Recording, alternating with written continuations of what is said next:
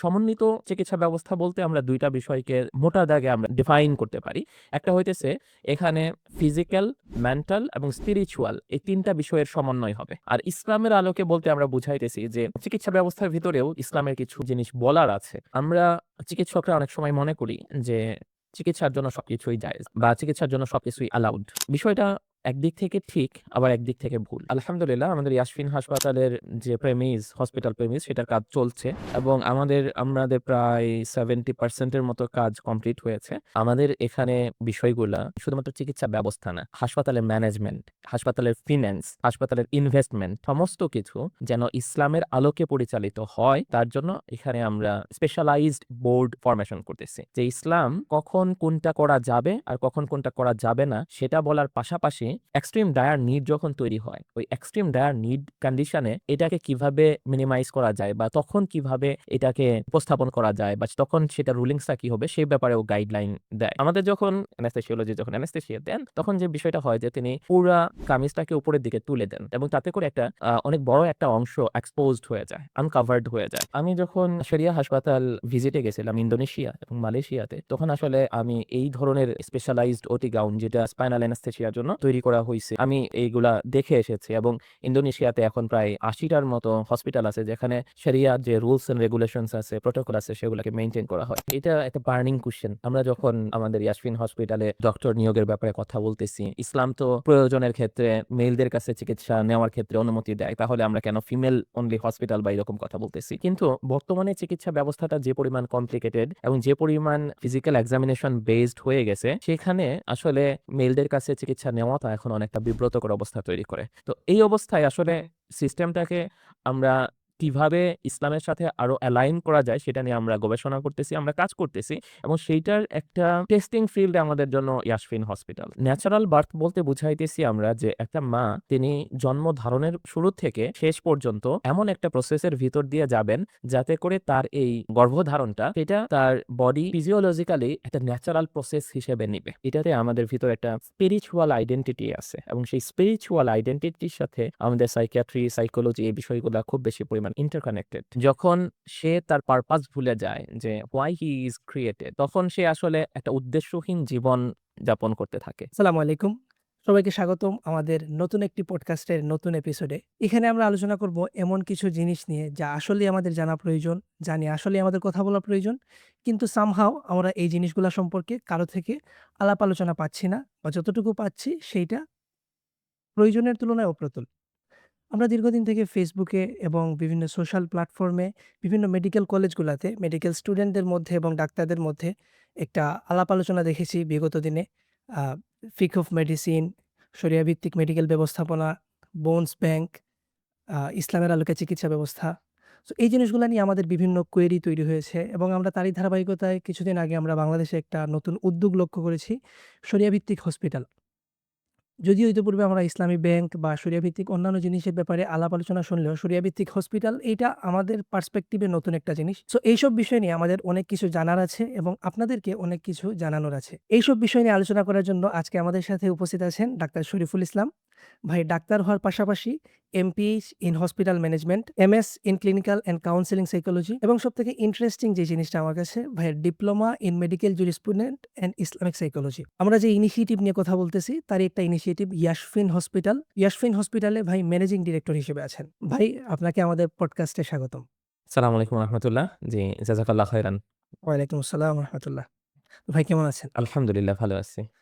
ভাই আমরা দীর্ঘদিন থেকে ফেসবুকে এবং বিভিন্ন মেডিকেল কলেজে বা বিভিন্ন স্টুডেন্টদের কাছ থেকে আমরা এই জিনিসগুলা সম্পর্কে জেনে আসতেছি। ইতোপূর্বে বাংলাদেশে আমরা দেখেছি যে আপনারা শুরু করেছিলেন রেমফিট রিসার্চ একাডেমি ফর মেডিকেল ফিক অ্যান্ড ইসলামিক ট্রিটমেন্ট। যেখানে আপনারা মেডিকেল স্টুডেন্টদেরকে মেডিকেল ফিক বা মেডিকেল রিলেটেড হালাল হারাম বিষয়গুলো শেখানোর চেষ্টা করেছেন। তারপরে আমরা দেখেছি যে আপনারা বাংলাদেশ ইসলামিক মেডিকেল সোসাইটি নিয়ে আসছেন এবং এখান থেকে আপনারা বোনস কেনাবেচা হারাম এরকম একটা আওয়াজ বাংলাদেশে আপনারা তুলেছেন এবং ২৪ পরবর্তী সময়ে আমরা দেখেছি, যদিও এর আগে থেকে আপনাদের ইনিশিয়েটিভ, এই সময় এটা সারা বাংলাদেশে ফ্লারিশ করেছে এবং বিভিন্ন মেডিকেলে এখন বোনস ব্যাংক হচ্ছে। তারই ধারাবাহিকতায় আমরা আবার দেখলাম যে আপনারা শরিয়া ভিত্তিক হসপিটাল ব্যবস্থা নিয়ে কথা বলতেছেন এবং আপনারা একটি শরিয়া ভিত্তিক হসপিটালের উদ্যোগ নিয়েছেন, ইয়াসফিন হসপিটাল।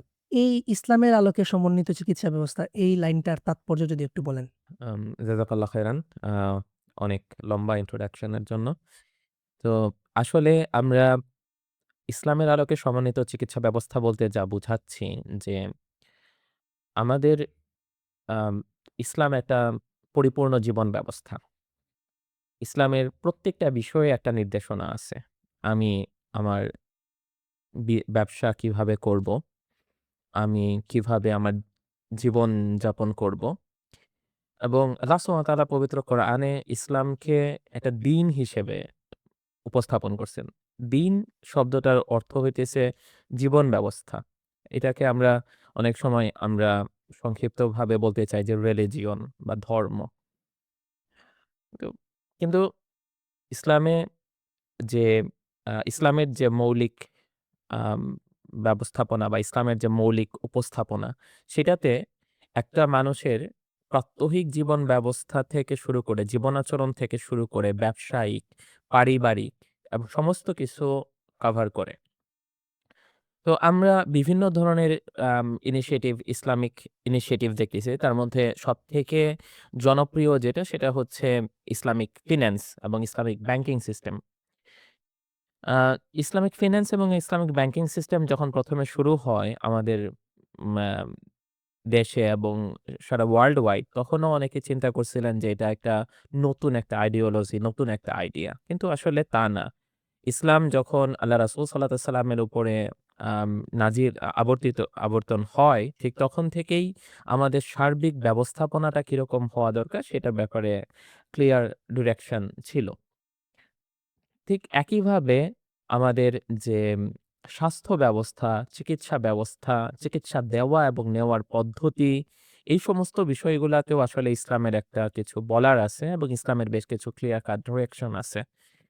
এই বিষয়গুলাকে আমরা স্বাস্থ্য ব্যবস্থায় কিভাবে নতুন করে আবার পুনরুজ্জীবন করতে পারি, পুনরুজ্জীবিত করতে পারি। কেননা আজকের থেকে ১,০০০ বছর আগে বা তারও আগে যখন ইসলামের আলোকে যে চিকিৎসা ব্যবস্থাটা ফ্লারিশ করতেছিল, যেটা বেমারিস্তানে এবং পরবর্তীতে মেডিভেল পিরিয়ডে আ বিভিন্ন সময়ে উসমানী খিলাফতের সময় এবং তার আগে আব্বাসীয় খিলাফতের সময়ে, সেই বিষয়গুলাকে আমরা কিভাবে আমাদের বর্তমান সময়ের সাথে সমন্বয় করতে পারি, সেটা নিয়ে আমরা কাজ করতেছি আলহামদুলিল্লাহ।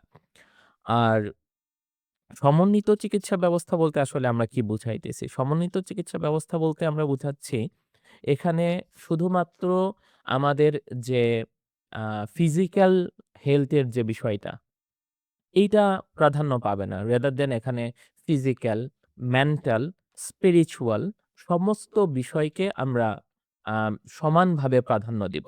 এবং একই সাথে এখানে শুধুমাত্র রোগ হলে তার প্রতিষেধক যে আছে সেটাকে নিয়ে আমরা কাজ করব, বিষয়টা এরকম না। কিন্তু রোগ হওয়ার আগের যে অবস্থা, মানুষকে সচেতন করা, মানুষকে এটা নিয়ে এডুকেটেড করা, মানুষের ভিতরে এগুলা নিয়ে সচেতনতা তৈরি করা এবং মানুষ যেন একটা সুস্থ স্বাভাবিক জীবনযাপন করতে পারে, তার জন্য যে বিষয়গুলা নিয়ে যে সেক্টরে যে বিষয়গুলা নিয়ে কাজ করা দরকার, তার প্রত্যেকটা বিষয় নিয়ে ইয়াসফিন হসপিটাল কাজ করবে ইনশাআল্লাহ। তো সমন্বিত চিকিৎসা ব্যবস্থা বলতে আমরা ২ টা বিষয়কে মোটা দাগে আমরা আ ডিফাইন করতে পারি। একটা হইতেছে এখানে ফিজিক্যাল, মেন্টাল এবং স্পিরিচুয়াল এই ৩ টা বিষয়ের সমন্বয় হবে। যেটা ইসলামের একটা অন্যতম মৌলিক বিষয়। আর ২ নম্বর বিষয় হইতেছে এখানে শুধুমাত্র চি রোগ হলে তার চিকিৎসা করা হবে সেটা না। বরং রোগ হওয়ার আগের যে সচেতনতা, এডুকেশন এবং তারপরের যে অবস্থা রিহ্যাবিলিটেশন, সমস্ত কিছুকে নিয়ে আমরা একসাথে কাজ করতে চাই ইনশাআল্লাহ। সো এই কারণে আমরা এটাকে বলতেছি সমন্বিত চিকিৎসা ব্যবস্থা। আর ইসলামের আলোকে বলতে আমরা বুঝাইতেছি যে আসলে চিকিৎসা ব্যবস্থার ভিতরেও ইসলামের কিছু জিনিস বলার আছে। কোনটা কোন অবস্থায় জায়েজ হবে, কোন অবস্থায় এটা অ্যালাউড হবে না, কোন অবস্থায় কোন একটা ট্রিটমেন্ট অ্যালাউড হবে, কোন অবস্থায় কোন একটা ট্রিটমেন্ট অ্যালাউড হবে না, কোন অবস্থায় একটা ট্রিটমেন্ট হয়তোবা প্রয়োজনের তাগিদে এটা অ্যালাউড হবে কিন্তু স্বাভাবিক অবস্থায় এটা অ্যালাউড না। এই যে বিষয়গুলা, এই বিষয়গুলাকে নিয়ে আমরা সামনে এগোতে চাই ইনশাআল্লাহ। মানে একজন চিকিৎসক যদি উনি চান, উনি চাইলেই উনার ইচ্ছা মতো বা মেডিকেল সায়েন্স অনুযায়ী কোনো একটা ডিসিশন নেয়ার, উনি এখানে ডিসিশন নেয়ার আগে উনাকে ইসলামের ভিউ গুলা অবশ্যই বিবেচনা করতে হবে। বিষয়টা কি এরকম? জি, বিষয়টা আসলে অনেকটা এরকম। কারণ আমরা চিকিৎসকরা অনেক সময় মনে করি যে চিকিৎসার জন্য সবকিছুই জায়েজ। বা চিকিৎসার জন্য সবকিছুই অ্যালাউড। আ বিষয়টা একদিক থেকে ঠিক, আবার একদিক থেকে ভুল। একদিক থেকে ঠিক কোন বিবেচনায় যে চিকিৎসার জন্য অনেক কিছুই ইসলাম অ্যালাউ করছে। যে প্রয়োজনের প্রেক্ষিতে অনেক কিছু ইসলাম এটাকে সহজতা দিছে। কিন্তু তার মানে এইটা না যে আমি সবসময় সবকিছু সব জায়গাতে করতে পারবো। মানে এটার ইসলামের লিমিটেশন দিতে হবে একটা আরকি। লিমিটেশন আছে। এই লিমিটেশনটাকে মাথায় নিয়ে ডাক্তারদেরকে কাজ করতে হবে। বেসিক্যালি আমরা ইয়াসফিন হসপিটাল থেকে সেই বিষয়গুলাকে নিয়ে কাজ করতে চাই। সেই বিষয়গুলা ডক্টরদেরকে জানাইতে চাই এবং সেই বিষয়গুলা রোগীদেরকেও জানাইতে চাই যে কখন কোন অবস্থায় কি করা যাবে আর কখন কোন অবস্থায় কি করা যাবে না। অর্থাৎ আপনারা যেই সর্বাবস্থায় সবকিছুই করলাম, সবকিছুই জায়েজ আছে এবং এটা চলতে থাকলো, এই জিনিসটা না, বরং ইসলাম যেভাবে বলতেছে যে এটার পিছনে ইসলামের একটা রুলিংস আছে বা জায়েজের একটা লিমিটেশন আছে, একটা সীমানা আছে, একটা বাউন্ডারি আছে। এই গণ্ডিটা আপনারা চিহ্নিত করে এই অনুযায়ী কাজ করতে চাচ্ছেন। জি। জাযাকাল্লাহ ভাই, চমৎকার একটা উত্তর দিয়েছেন। আ তো ইয়াসফিন হসপিটাল কবে নাগাদ শুরু হতে পারে ইনশাআল্লাহ? আলহামদুলিল্লাহ আমাদের ইয়াসফিন হাসপাতালের যে হসপিটাল প্রেমিস সেটার কাজ চলছে এবং আমাদের প্রায় 70% এর মতো কাজ কমপ্লিট হয়েছে। আমরা আশাবাদী যে আ জুলাই 15 ইনশাআল্লাহ আমাদের ওপিডি সার্ভিস শুরু হবে এবং তারপরে ২ থেকে ২.৫ মাসের ভিতরে আমাদের আইপিডি এবং অপারেশন থিয়েটার, অপারেশন সার্ভিস সবকিছু শুরু হবে ইনশাআল্লাহ। অ ইনশাআল্লাহ আমরা আশা করি খুব শীঘ্রই আমরা এই জিনিসটা দেখতে পাবো।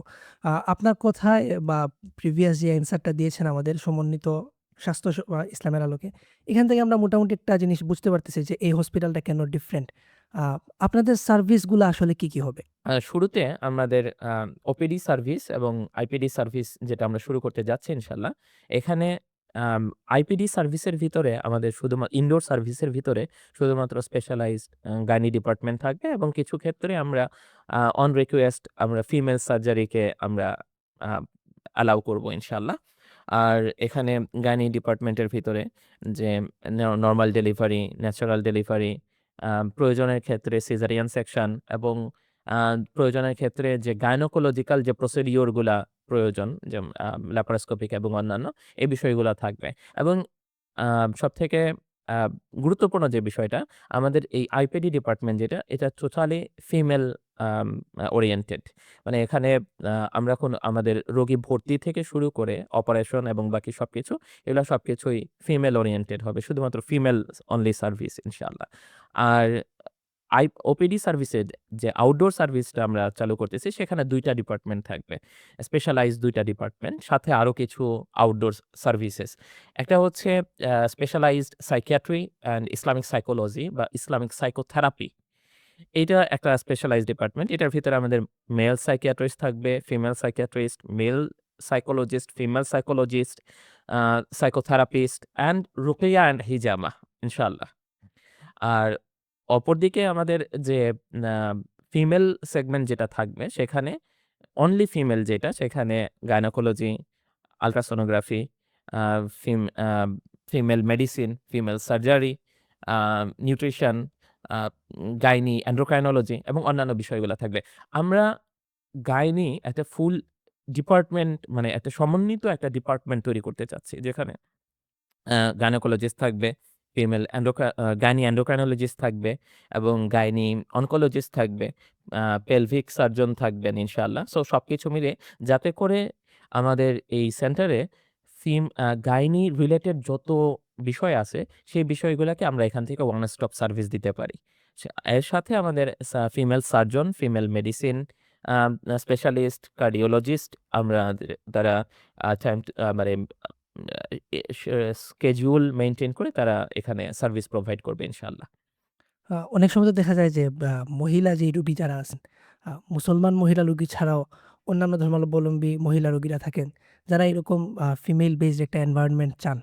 তো আপনাদের এখানে কি ফিমেল যারা মুসলিম না, উনারা চিকিৎসা নিতে পারবেন কিনা? আম আমরা আ ইসলামের আলোকে সমন্বিত চিকিৎসা ব্যবস্থা বলতে যেটা বুঝাচ্ছি তার মানে এটা না যে এটা শুধুমাত্র মুসলিমদের জন্য হাসপাতাল হবে। দেখেন, আমি শুরুতেই বলছি যে ইসলাম একটা পূর্ণাঙ্গ জীবন ব্যবস্থা। আমাদের সেইটার আলোকেই কিন্তু আমাদের বর্তমানে ব্যাংকিং সিস্টেম থেকে সমস্ত কিছু ডেভেলপ করছে। তো ইসলামিক ব্যাংকে বা অন্যান্য কনভেনশনাল ব্যাংকের যে ইসলামিক উইন্ডো আছে সেখানে কিন্তু শুধুমাত্র মুসলিমরা আ আ ব্যাংকিং করে এটা না। বরং যেকোনো অমুসলিমরাও কিন্তু সেখানে ব্যাংকিং করে। তো একইভাবে আম ইয়াসফিন হাসপাতালে শুধুমাত্র মুসলিমরাই চিকিৎসা গ্রহণ করতে পারবে সেইটা না, বরং যেকোনো অমুসলিমরাও এখানে চিকিৎসা সেবা নিতে পারবে ইনশাআল্লাহ। তবে চিকিৎসা দেওয়া এবং নেওয়ার ক্ষেত্রে ইসলামের কিছু বেসিক প্রিন্সিপল আছে। ইসলামের কিছু basic um uh dos and don't dos আছে। সো আমাদের হাসপাতালে এই ডুজ অ্যান্ড ডন্ট ডুজ এর সাথে যারা আম আ একাত্মতা পোষণ করবে বা যারা এই বিষয়গুলোকে জেনে এখানে ট্রিটমেন্ট নিতে আসবে, সে যেকোনো ধর্মাবলম্বীর হলে তারা দে আর মোস্ট ওয়েলকাম ইনশাআল্লাহ।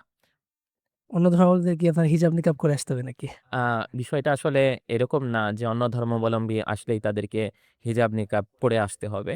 বরং তারা এখানে আমাদের যে বিষয়টা সবথেকে গুরুত্বপূর্ণ যে আমরা যখন একটা আম ইসলামিক ইনস্টিটিউশন ডেভেলপ করি এবং যেটা সার্ভিস প্রোভাইড করে, যেটা পাবলিক সার্ভিস প্রোভাইড করে, সেখানে আসলে আমরা এই রুলিং সেট করে দিতে পারি না যে এখানে আপনারা আসতে হইলে আপনাদেরকে এই ক্রাইটেরিয়া ফিল আপ করে আসতে হবে।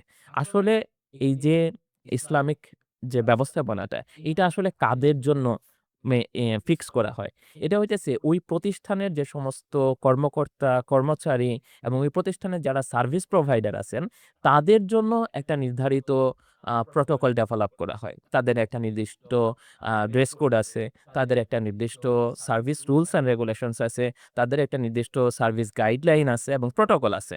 তাদেরকে এই জিনিসগুলাকে মেইনটেইন করে চলতে হবে। কিন্তু যারা সার্ভিস নিতে আসবে, তারা তাদের সাধারণ অবস্থাতেই সার্ভিস নিতে আসতে পারবে ইনশাআল্লাহ। মানে যে সার্ভিস নিবে কেউ একজন আসছে। সে একটা বাইরের কোনো একটা হসপিটালে গেলে সে একটা অ্যাবর্শন করায় ফেলতে পারত। অথবা সে কোনো কন্ট্রাসেপশন এর একটা মেথড সে ফলো করতে পারত। তো এখানে আসার পর আপনি কি তাকে ওই সার্ভিসটা যদি ইসলামের আলোকে হালাল না হয় বা ইসলামের আলোকে অ্যালাউড না হয় তাহলে আপনারা এটা দিবেন না। না, আমরা এটা দিতে পারব না। অর্থাৎ একজন মানুষ সে সার্ভিস যেকোনো ধর্মের হোক সে সার্ভিস নিতে পারবে। সার্ভিস নেয়ার জন্য কোনো বাধা নাই। জাস্ট আপনারা আপনাদের প্রাতিষ্ঠানিক রুলস রেগুলেশন ইসলামের বিধিবিধান অনুযায়ী সেট করবেন এবং সে এইটার মধ্যে থেকেই সার্ভিস নিবে।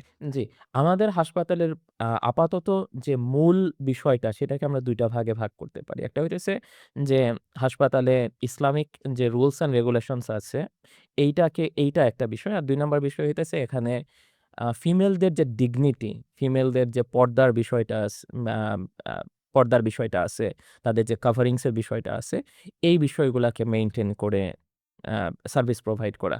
তো যখন আমরা আ যেকোনো সার্ভিস প্রোভাইড করতেছি সেটা যদি ইসলামের আলোকে এটা অ্যালাউড না হয়, তাহলে সেটা আমরা কারোর জন্যই আমরা প্রোভাইড করতে পারব না। সে আ মুসলিম নন মুসলিম যেকোনো কিছু। কিন্তু যখন আসলে বেসিক্যালি আ একটা নন মুসলিম মহিলা হতে পারে, অমুসলিম মহিলা হতে পারে। তাদেরও একটা বিষয় থাকে যে আমি আসলে আমি যেখানে সার্ভিস নিতে যাচ্ছি, যেখানে অপারেশন করতে চাচ্ছি, সেখানে একটা প্রপার ডিগনিটি মেইনটেইন করা হবে। ফিমেল অনলি একটা এনভায়রনমেন্ট পাবে এবং যেখানে সার্জারি যে টিমটা হবে, সেই সার্জারি টিমটা ফিমেল অনলি হবে। কারণ একটা ফিমেলের একটা আ মৌলিক একটা বৈশিষ্ট্য যে সে প্রয়োজনের একদম এক্সট্রিম ডায়ার নিড না হলে বা প্রয়োজন না হলে সে পুরুষের সামনে যেতে চায় না বা পুরুষের সামনে বিষয়গুলাকেই করতে চায় না। সো আমাদের যে হাসপাতাল ব্যবস্থাপনাটা আছে, সেই হাসপাতাল ব্যবস্থাপনাতে অনেক সীমাবদ্ধতার কারণে অনেক জায়গাতে এই বিষয়টা মেইনটেইন করা সম্ভব হয় না। তো আমরা আমাদের হাসপাতালে এই বিষয়টাকে প্রাইম আম প্রায়োরিটি দিয়ে আমরা মেইনটেইন করার চেষ্টা করব। সুতরাং যে সমস্ত নন মুসলিম আ আ মহিলা বা নন মুসলিম ফ্যামিলি তারা তাদের এই জায়গা থেকে এবং আ উপযুক্ত চিকিৎসার ক্ষেত্রে তারা আমাদের কাছে আসতে চায় যে আমরা একটা ভালো ট্রিটমেন্ট চাই। দে আর মোস্ট ওয়েলকাম। এখানে বিষয়টা এরকম না যে এখানে আসা মানেই হইতেছে একটা হিন্দুকে হিজাব পরে আসতে হবে, নিকাব পরে আসতে হবে। এরকম না বিষয়টা। মানে এটা উনারা যেকোনো মহিলা উনি এখানে আসার পর একটা কমফোর্টেবল একটা এনভায়রনমেন্ট পাবেন এবং উনার যেই রেসপেক্ট ওই রেসপেক্টটা মহিলা হিসেবে উনি পাবেন। জি, এটা জি। আপনি একটা জিনিস বললেন যে আপনারা ফুল মহিলা বা মহিলাদের জন্য একটা ফুল ফিমেল একটা সেটআপ। যেমন ধরেন আপনি সার্জারি বা গাইনোকোলজিক্যাল যে প্রসিডিউর গুলা, ওইখানে আপনার অ্যানেসথেসিওলজিস্ট লাগবে। অনেক সময় দেখা যায় যে রাতে অ্যানেসথেসিওলজি যদি মহিলা অ্যানেসথেসিওলজিস্ট বাই চান্স পাওয়া না যায়, তো সেই ক্ষেত্রে আপনারা কি করবেন? আসলে ইসলামের আলোকে যে চিকিৎসা ব্যবস্থা সেখানের সেটার একটা সৌন্দর্য হইতেছে যে ইসলাম আম কখন কোনটা করা যাবে আর কখন কোনটা করা যাবে না সেটা বলার পাশাপাশি প্র আ এক্সট্রিম ডায়ার নিড যখন তৈরি হয়, ওই এক্সট্রিম ডায়ার নিড কন্ডিশন এ এটাকে কিভাবে মিনিমাইজ করা যায় বা তখন কিভাবে এটাকে আম আ উপস্থাপন করা যায় বা তখন সেটার রুলিংসটা কি হবে সে ব্যাপারেও গাইডলাইন দেয়। তো আমাদের আ স্বাভাবিক অবস্থা হইতেছে যে আমরা ফিমেল অ্যানাস্থেসিওলজিস্ট কে মেইনটেইন করব। মানে আমরা শুধুমাত্র একজন অ্যানাস্থেসিওলজিস্ট না, বরং ৩-৪ জন অ্যানাস্থেসিওলজিস্টকে আমরা আমাদের টিমে অ্যাটাচ করতেছি আলহামদুলিল্লাহ। কিন্তু এরকম অবস্থা তৈরি হতে পারে রাত ২টা, ২:৩০, ৩টা, ৩:৩০ যখন আসলে একটা ইমার্জেন্সি সিজারিয়ান সেকশন করা দরকার পড়তেছে বা একটা ইমার্জেন্সি প্রোটোকল বা একটা প্রসিডিউর করার দরকার পড়তেছে, তখন আমি আ এ অ্যানাস্থেসিওলজিস্ট পেলাম না। তখন আসলে কিভাবে কি হবে? তখন আসলে আমাদের যে আ ওটি গাউনগুলা তৈরি হবে বা ওটি ড্রেসগুলা ফিমেলদের পেশেন্টদের জন্য যে ওটি ড্রেসগুলা তৈরি হবে, সেই ওটি ড্রেসগুলা আসলে এমনভাবে তৈরি হবে যেখানে পেশেন্টের সর্বোচ্চ প্রাইভেসি মেইনটেইন করা পসিবল।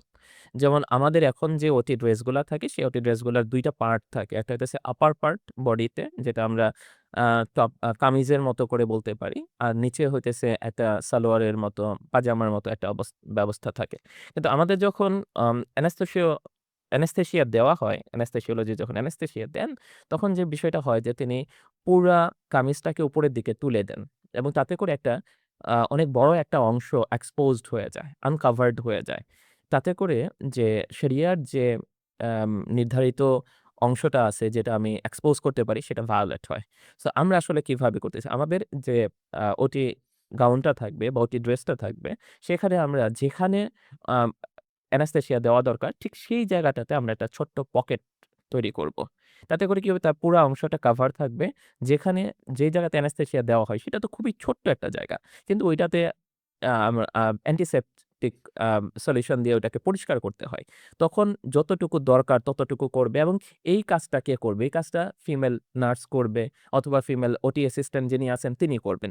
তিনি করার পরে তারপরে তিনি অ্যানাস্থেসিওলজিস্টকে ডাক দিবেন। অ্যানাস্থেসিওলজিস্ট আসবেন।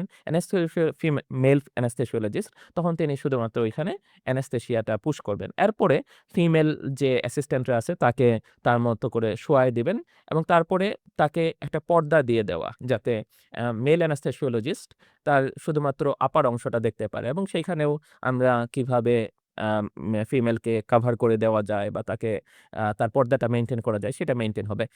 অ্যানাস্থেসিওলজিস্ট ওই জায়গাতে থাকবে। যেহেতু যতক্ষণ অপারেশন হবে ততক্ষণ অ্যানাস্থেসিওলজিস্ট ওইখানে থাকাটা ম্যান্ডেটরি। যেকোনো ধরনের ইমার্জেন্সি কন্ডিশন মেইনটেইন করার জন্য। বাট এটা এমনভাবে মেইনটেইন করা হবে যাতে করে অ্যানাস্থেসিওলজিস্ট ওইদিকে যে অপারেশনটা হচ্ছে সেইটার যে এক্সপোজড এরিয়া সেই দিকে যেন তার কোনো নজর না যায়, দৃষ্টি না যায় এবং সেদিকে যেন তার কোনো অ্যাক্সেস ওইভাবে অপ্রয়োজনীয় অ্যাক্সেস না থাকে ইনশাআল্লাহ। সো এইভাবে কিন্তু আমরা পুরা জিনিসটাকে মিনিমাইজ করতে পারি। যেটা আম আ শরিয়ার সাথে বা ইসলামিক যে দৃষ্টিভঙ্গি আছে তার সাথে পুরাপুরি অ্যালাইন করে। আমার কাছে মনে হয় যে ভাই যে কথাটা বললেন যে একটা অ্যানেসথেসিয়ার বিশেষ করে স্পাইনাল অ্যানেসথেসিয়ার জন্য একটা পকেট সিস্টেম করে দেয়া। এই জিনিসটা চাইলে বাংলাদেশের বিভিন্ন হসপিটালগুলা এক্সিস্টিং যারা আছেন উনারা এই জিনিসটা ট্রাই করতে পারেন। আমার কাছে মনে হয় যে বাইরের বিভিন্ন দেশে এরকম সিস্টেম আছে কিনা কোথাও আপনার জানা আ মতে? আমি যখন শরিয়া হাসপাতাল আম ভিজিটে গেছিলাম ইন্দোনেশিয়া এবং মালয়েশিয়াতে, তখন আসলে আমি এই ধরনের ওটি গাউনই স্পেশালাইজড ওটি গাউন যেটা এর জন্য তৈরি করা হইছে এই সিস্টেম অ্যানেসথেসিয়া, স্পাইনাল অ্যানেসথেসিয়ার জন্য আমি এইগুলা দেখে এসেছি এবং ইন্দোনেশিয়াতে এখন প্রায় ৮০ টার মতো হসপিটাল আছে যেখানে শরিয়ার যে রুলস অ্যান্ড রেগুলেশনস আছে, প্রটোকল আছে সেগুলাকে মেইনটেইন করা হয়। এর মধ্যে ২ টা সরকারি হাসপাতাল আছে, পাবলিক হসপিটাল যেখানে তারা শরিয়ার যে প্রটোকলস, রুলস অ্যান্ড রেগুলেশনস আছে তা মেইনটেইন করে। আসলে এই বিষয়টা হইতেছে অনেকটা যে আমরা যদি একটু ইচ্ছা করি এবং আমাদের যদি একটু বিষয়টাকে নিয়ে একটু সময় দেই, তাহলেই এই বিষয়গুলা মেইনটেইন করা এবং এই বিষয়গুলা ইমপ্লিমেন্টেশন করা পসিবল ইনশাআল্লাহ। আ আমরা এখানে বারবার শরিয়া কথাটা আনতেছি। আ ইসলাম আ যেহেতু আমরা একটা জিনিস যে আপনার ফিমেল বেসড একটা টিম থাকবে। তো আমাদের যে মহিলা যারা আছেন আপনার যে ওয়ার্কিং টিম নিশ্চয়ই একটা ইয়াং একটা ওয়ার্কিং টিম থাকবে যাদের একটা এইজ আ আ 25 প্লাস বিলো 40-45 এরকম। এই এইজটাতে মহিলাদের আসলে ফ্যামিলি বিল্ড আপ বা ঘর গোছানো এরকম কিছু ইস্যু থাকে। তো আপনারা আপনাদের যারা কাজ করবে তাদের জন্য এইসব ব্যাপারে কোনো কিছু ভাবছেন কিনা? যে উনাদের ফ্যামিলির যেই টাইমটা বা আপনাদের হসপিটালের যে টাইমিংটা ওইগুলার কোনো সমন্বয়ের কোনো চিন্তাভাবনা? এটা আউট অফ বক্স কোয়েশন আপনি চাইলে উত্তর দিতে পারেন। এটা একটা বার্নিং কোয়েশ্চেন। আমরা যখন আ আমাদের ইয়াসমিন হসপিটালে আ ডক্টর নিয়োগের ব্যাপারে কথা বলতেছি, তখন এখানে অনেকগুলা বিষয় আসছে যে আপনারা যখন রেসিডেন্ট মেডিকেল অফিসার নিয়োগ দিবেন ফিমেলের ক্ষেত্রে, তখন আপনারা আসলে কাদেরকে নিয়োগ দিবেন এবং তাদের কর্মঘণ্টা কতক্ষণ হবে? আ যখন যাদের বাচ্চা আছে, ছোট বাচ্চা আছে, সেই ছোট বাচ্চাদের মেইনটেন্যান্স এর বাইরে গিয়ে আমরা তাদেরকে আ অ্যা যখন হসপিটালে ইনভলভ করতেছি, তখন পরিবারের যে বিষয়টা, সেই পরিবারের বিষয়গুলো আসলে কিভাবে মেইনটেইন হবে? এবং এটাকে আসলে অনেকে এইভাবেও বলতে চাইতেছে যে আমরা আসলে ফিমেলদেরকে ঘরের বাইরে নিয়ে আসার ব্যাপারে আমাদের আমাদের অনেক বেশি আগ্রহ। যে ইসলাম তো আম আ আ প্রয়োজনের ক্ষেত্রে মেইলদের কাছে চিকিৎসা নেওয়ার ক্ষেত্রে অনুমতি দেয়। তাহলে আমরা কেন ফিমেল অনলি হসপিটাল বা এরকম কথা বলতেছি? প্রথমত একটা বিষয় আমরা বলতেছি যে ইসলাম প্রয়োজনের ক্ষেত্রে মেয়েলদের কাছ থেকে চিকিৎসা নেওয়ার অনুমতি দেয়। কিন্তু বর্তমানে চিকিৎসা ব্যবস্থাটা যে পরিমাণ কমপ্লিকেটেড এবং যে পরিমাণ ফিজিক্যাল এক্সামিনেশন বেসড হয়ে গেছে, সেখানে আসলে মেয়েলদের কাছে চিকিৎসা নেওয়াটা এখন অনেকটা বিব্রতকর অবস্থা তৈরি করে। যেমন আমরা যখন আমরা একটা ফিমেল পেশেন্ট তার লেবার পেইন এ আছে, নরমাল ডেলিভারি হবে। তো এই যে নরমাল ডেলিভারির যে প্রসেসটা, সেই প্রসেসটাতে সে নরমাল ডেলিভারিতে যাবে কি না, তার কি সিজার প্রয়োজন কিনা, এটা দেখার জন্য যে ফিজিক্যাল এক্সামিনেশনটা, সেটা খুবই স্পর্শকাতর। এবং এই স্পর্শকাতর এক্সামিনেশনটা কোনো মহিলাই কোনো অবস্থাতে চাইবে না যে কোনো মেল পারসন এই এক্সামিনেশনটা করুক। এবং এইটা যদি কোনো মেল পারসন না করে, তাহলে আসলে কে করবে? ধরলাম আমি ডাক্তার করবে না, তাহলে কে করবে? নার্স করবে? আমি ধরলাম নার্সও করবে না, তাহলে কে করবে? মিডওয়াইফ করবে? ধাত্রী করবে? তাহলে এখন আমাদের যে পরিমাণ আম পেশেন্ট ইনফ্লো এবং যে পরিমাণ মা হচ্ছে, সেই পরিমাণ মার জন্য আমি যদি মিডওয়াইফ অথবা নার্স আমি যদি মেইনটেইন করতে চাই, তাহলে কিন্তু আমাকে ফিমেলদেরকে এই যে স্পেশালাইজড যে প্রফেশন, স্বাস্থ্য ক্ষেত্রে ডাক্তার অথবা নার্স অথবা মিডওয়াইফ, তাদেরকে আমি কিন্তু ফিমেল ছাড়া আমার কিন্তু আসলে অন্য কোনো গত্যন্তর বা অন্য কোনো উপায় নাই। তো এই অবস্থায় আসলে সিস্টেমটাকে আমরা কিভাবে ইসলামের সাথে আরো অ্যালাইন করা যায় সেটা নিয়ে আমরা গবেষণা করতেছি, আমরা কাজ করতেছি এবং সেইটার একটা টেস্টিং ফিল্ড আমাদের জন্য ইয়াসফিন হসপিটাল। কিরকম? আমরা আমরা আমাদের যে ইয়াসফিন হসপিটাল তো শুধুমাত্র এটা একটা অফলাইন সিস্টেম হবে বেসিক্যালি এইটা না। ইয়াসফিন হসপিটালের ভিতরে আমরা টোটাল আরো বেশ কিছু বিষয়কে ইমপ্লিমেন্টেশন করব। যেমন অনলাইন টেলিমেডিসিন, তারপরে হইতেছে এখানে একই সাথে ডক্টরদের জন্য আম আম আম স্পেশালাইজড পোর্টাল থাকবে যাতে করে তাদের যে কন্টিনিউইং মেডিকেল এডুকেশন CME যে বিষয়টা আছে সেটাকে তারা মেইনটেইন করতে পারে এবং যাতে ক তা যাতে তারা সিনিয়র যে আম টিচাররা আছেন, সিনিয়র যারা ডাক্তার আছেন, তাদের কাছ থেকে প্রতিনিয়ত একটা গাইডলাইনও পান এটার মাধ্যমে ইনশাআল্লাহ।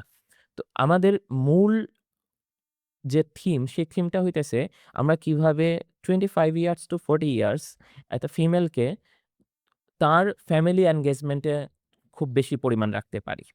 আমাদের দেশে সবথেকে বড় সমস্যা যেটা হয় 25 to 40 ইয়ার্স এই সময়টাতেই গ্র্যাজুয়েশন শেষ হয়, এমবিবিএস শেষ হয় এবং তারপরে পোস্ট গ্র্যাজুয়েশনের জন্য প্রিপারেশনটা এই টাইমেই নিতে হয়। তা না হলে তারা একটা গ্যাপে পড়ে যায়। ১০-১২ বছরের গ্যাপে পড়ে যায় এবং এই গ্যাপ থেকে রিকভার করে আবার পোস্ট গ্র্যাজুয়েশনে আসা অথবা আবার প্রফেশনে ব্যাক করা এটা প্রায় ইম্পসিবল।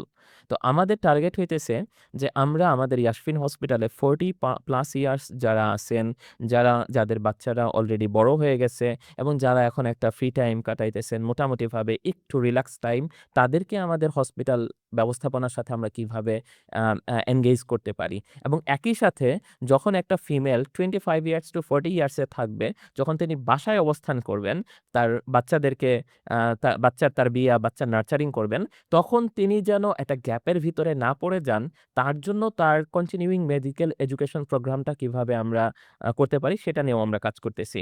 ৩ নাম্বার বিষয় হইতেছে যে আমরা আ কর্মঘণ্টাকে কিভাবে তাদের জন্য একটা আ নার্সিং মমের জন্য একটা যেমন আমাদের হসপিটালে কেউ এমন একজন স্পেশালিস্ট ডক্টর বা কেউ এনগেজ হলেন, তার আম প্রেগন্যান্সি পিরিয়ড চলতেছে, তার নতুন বেবি হইছে। ওই সময়টাতে কিভাবে হসপিটালের কর্মঘণ্টাকে মার জন্য উপযোগী করে তোলা যায় এবং একই সাথে বাচ্চাদেরকেও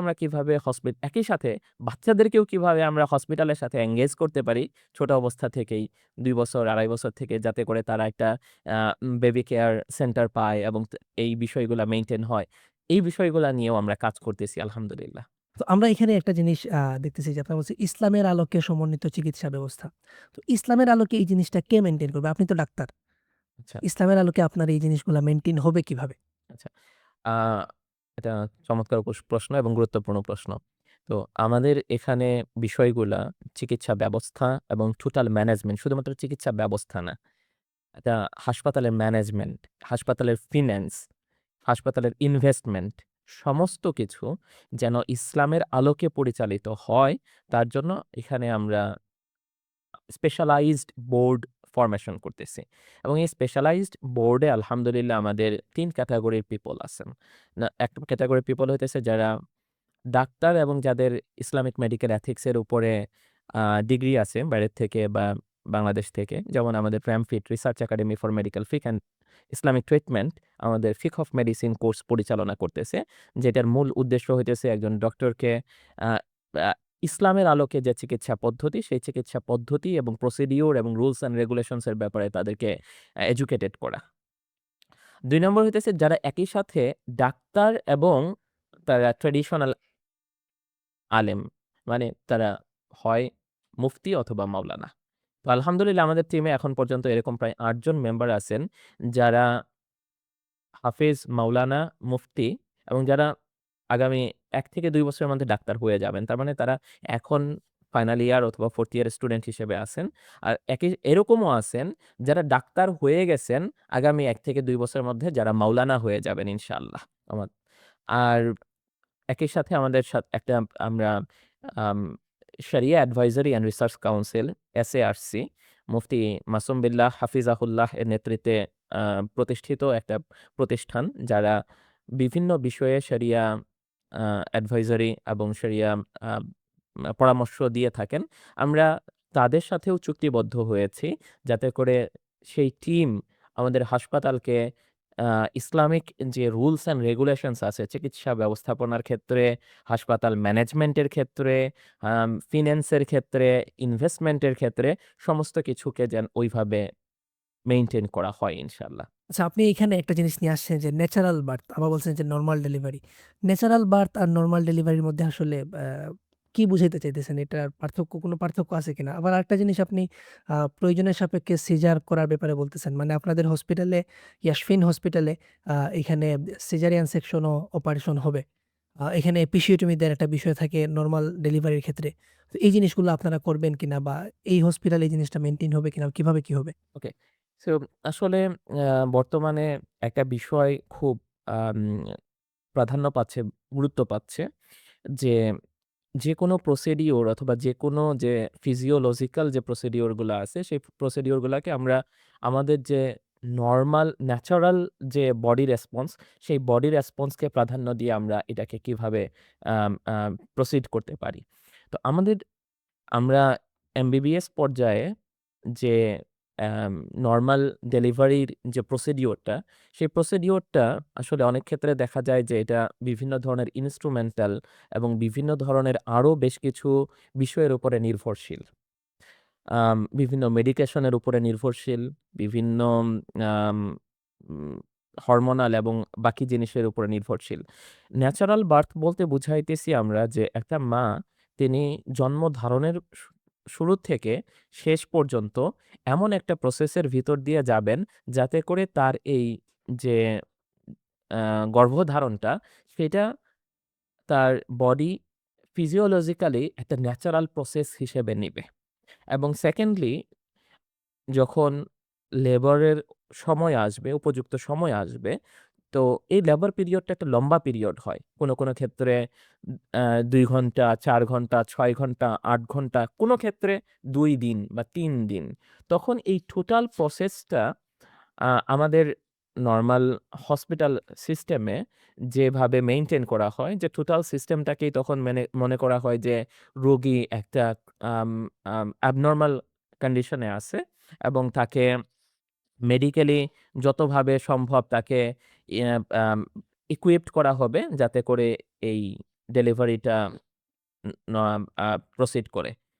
কিন্তু আমরা আমাদের এই হসপিটালে তার যে লেবার প্রসেসটা, এই প্রসেসটা যেন নরমাল ফিজিওলজিক্যাল যে প্রসেস, সেই প্রসেসের ভিতর দিয়ে আস্তে আস্তে কন্টিনিউ করে এবং এই সময়টায় মাকে একটু হাঁটাহাঁটি করতে দেওয়া, মাকে তার যে পেইনটা উঠতেছে, সেই পেইনটা যেন তিনি আ নিজে অ্যাডাপ্ট করে নিতে পারেন। অ্যাডাপ্ট করে নিয়ে আস্তে আস্তে তিনি নরমাল ডেলিভারির জন্য যে আ প্রিপারেশনটা দরকার, যে স্কুইজ এর দরকার, যে প্রেশারটা দেওয়া দরকার, সেই প্রেশারটার সাথে যেন তিনি অ্যাডপ্ট করে নিতে পারেন।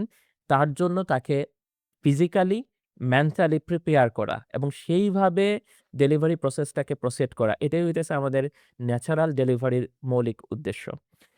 ন্যাচারাল ডেলিভারির ব্যাপারে যখন কথা আসে তখন অনেকেই বলে যে এখানে আসলে আমরা যে ড্রাগ গুলা আছে যেমন আয়রন সাপ্লিমেন্টেশন, ফলিসন, তারপরে হইতেছে অন্যান্য আরো যে বিষয়গুলা আছে এই বিষয়গুলা আম মানে দেওয়া যাবে না। বিষয়টা আসলে সেইটা না। ন্যাচারাল বার্থ প্রসেস বা ন্যাচারাল ডেলিভারির মৌলিক উদ্দেশ্য হইতেছে যারা সুস্থ এবং যাদের নরমাল ফিজিওলজি এটা অ্যালাউ করে তাদেরকে আমরা যতটুকু কম মেডিকেশন এবং বাইরের সাপোর্ট দিয়ে নরমালি তাদেরকে আমরা এই গর্ভাবস্থাটা কন্টিনিউ করা এবং প্রসিড করা এবং পরবর্তীতে লেবার অবস্থায় তার যেন নরমাল ওয়েতে আ বেবি বের হয়ে আসে সেটার জন্য আমরা ফেসিলিটেট করব।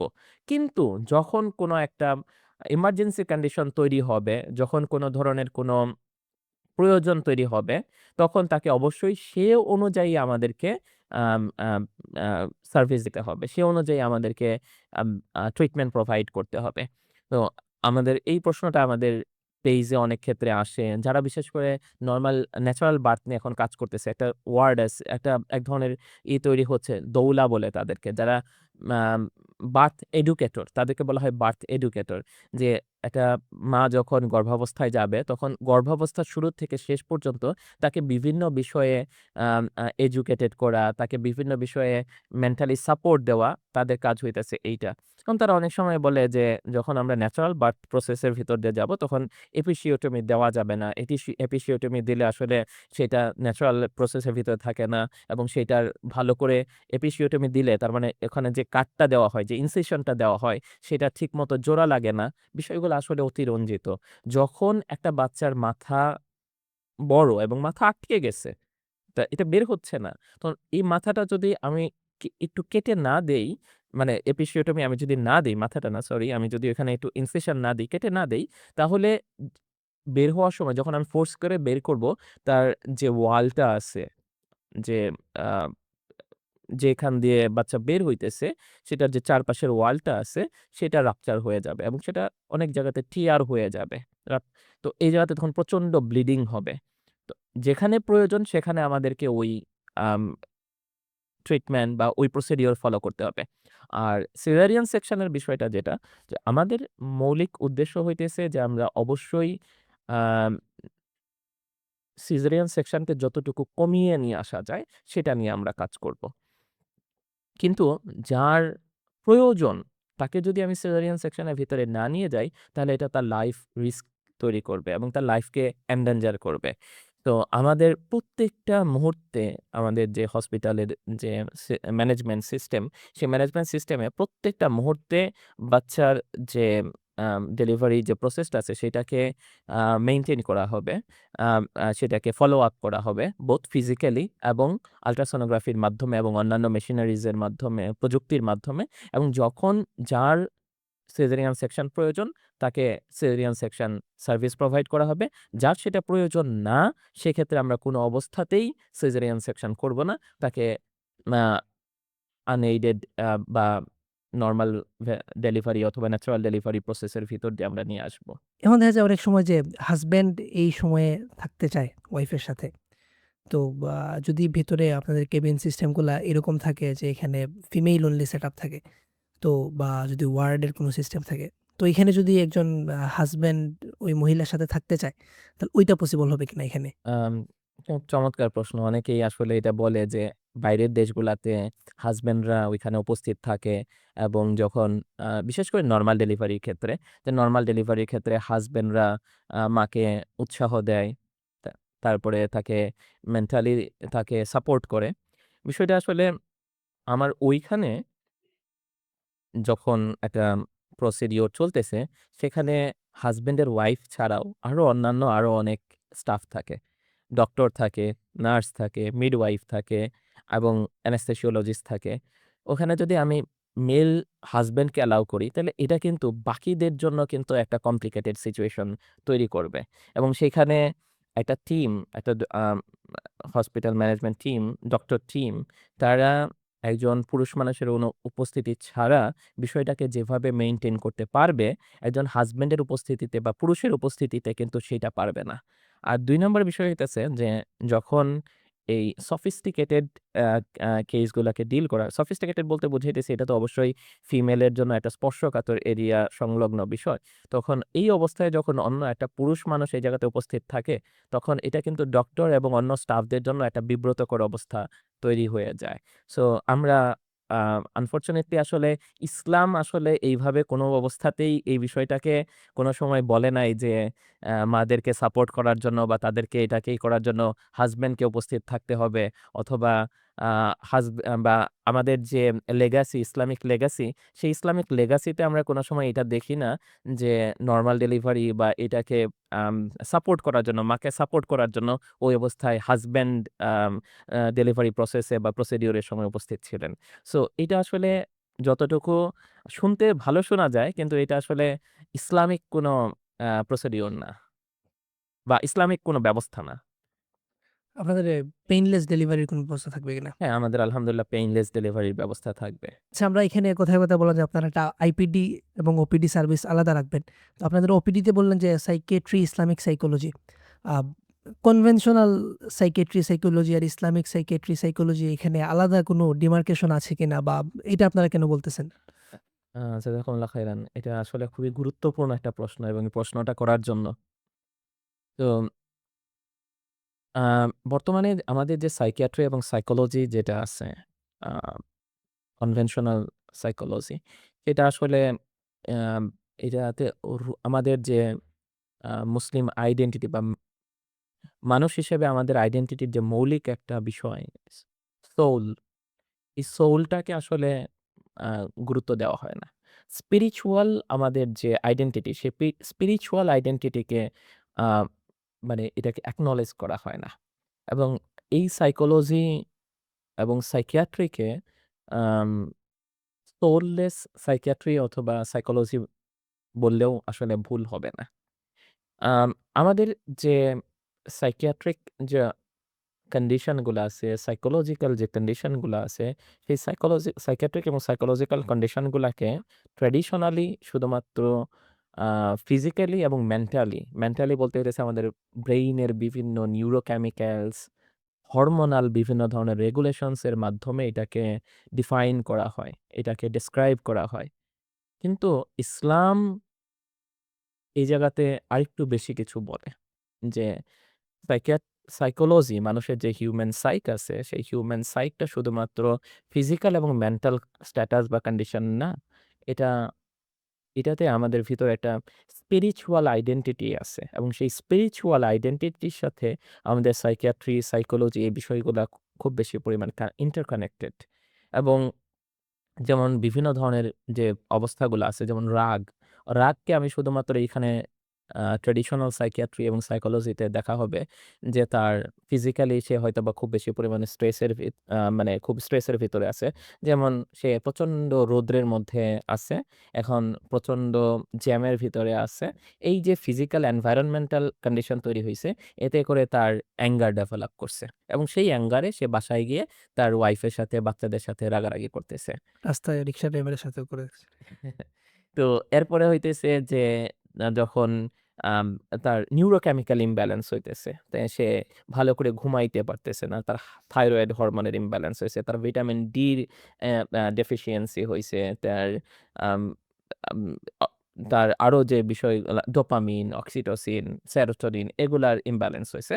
সো সেইখান থেকে তার রাগ ডেভেলপ করছে। অথবা সেইখান থেকে তার প্রচন্ড রকমভাবে হতাশা ডেভেলপ করছে। বা সে আম একটা একটা একটা মানুষ সে কোনো একটা জিনিস প্রচন্ড রকমভাবে চাইতো, একটা জব চাইতো। সে এই জবটা পায় নাই। সে একটা রেজাল্ট ডিজার্ভ করত। সে ভালো একটা রেজাল্ট ডিজার্ভ করত। সে ওই রেজাল্টটা পায় নাই। তার আব্বা-আম্মার কাছ থেকে সে বকা খাইছে। সেই বকার কারণে তার আম মন খারাপ, তার অ্যাঙ্গার ডেভেলপ করছে, তার হতাশা ডেভেলপ করছে। সো এই বিষয় মানে এগুলা শুধুমাত্র এনভায়রনমেন্টাল, ফিজিক্যাল এবং নিউরোকেমিক্যাল এই বিষয়গুলার মাধ্যমে এগুলাকে ডিফাইন করা হয়। কিন্তু ইসলাম বলতেছে না, শুধুমাত্র এই বিষয়টা এইটুকুতেই সীমাবদ্ধ না। এই বিষয়টা হতে পারে যে তার ভিতরে সে envious মানে সে তার ভিতরে একটা হিংসা ডেভেলপ করছে। হিংসাটা কেন? যে অন্য একজনের রেজাল্ট ভালো হইছে, তার রেজাল্ট ভালো হয় নাই। অন্য একজন একটা ভালো গাড়ি কিনছে, তার ভালো গাড়ি নাই। অন্য একজন একটা ভালো ফ্ল্যাট কিনছে, সে ভালো ফ্ল্যাট কিনতে পারে নাই। মানে এই যে envious একটা কন্ডিশন, তার ভিতরে একটা হিংসা ডেভেলপ করছে, তার ভিতরে অহংকার ডেভেলপ করছে। এই হিংসা এবং অহংকারও আসলে অনেক সময় দেখা যাইতেছে আমাদের সাইকোলজিকে ইমপ্যাক্ট করে।